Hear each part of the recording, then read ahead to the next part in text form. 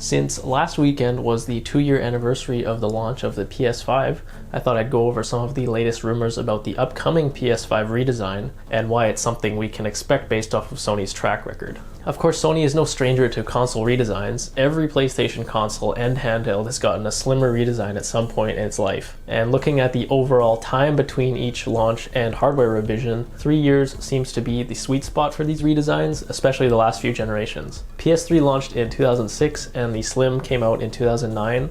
And then for the PS4, which launched in 2013, it was followed by the Slim and Pro models in 2016. So around this time next year would mark 3 years for the PS5, and a very likely launch window for a Slim PS5 and maybe even a Pro model. As early as last fall, folks like Moore's Law is Dead have been talking about new silicon and microprocessors for potential Pro models of both PS5 and the Xbox, as well as smaller processors that would allow for more optimized and slimmer models.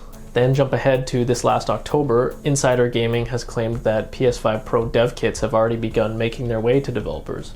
Also from Insider Gaming, supposedly the PS5 Slim will get rid of the digital and disc SKUs of the PS5 that we have now and replace them with a single unit that has an empty disk drive bay. I imagine this would be something like the hard drive compartment that was on the original PS2 models, but with a removable front plate to allow for the disk slot to pop out the front. This sounds like a great idea to cut production costs and give consumers more options at the same time. So basically there would be a disk driveless version and a disk drive version that look identical, but with the option to buy an insertable disk drive later on if a customer so wanted one. However, I would also assume the disk driveless version would also be the main version Sony would want to push to further advance the slow death of physical games. Smaller, lighter PS5s would also allow Sony to ship more consoles to stores, and their insane plans to ship 30 million PS5s next year probably accounts for some sort of size reduction like this. And lastly, this month, games website The Leak has further discussed the Slim model, which they note may get rid of the PS5's frankly disgusting looking collar flaps. I just gotta say, I think the PS5 is really one of the ugliest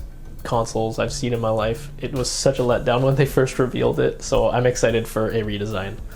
Anyway, back on track, this same article from The Leak also says that this PS5 redesign will be in production in Q2 next year, with a Q3 release, which would actually be a few months sooner than most people would expect. Like I said, next fall or Q4 would have been the 3-year sweet spot. So hopefully whatever new iteration of the PS5 that comes out looks much better than the launch model and comes out sooner rather than later.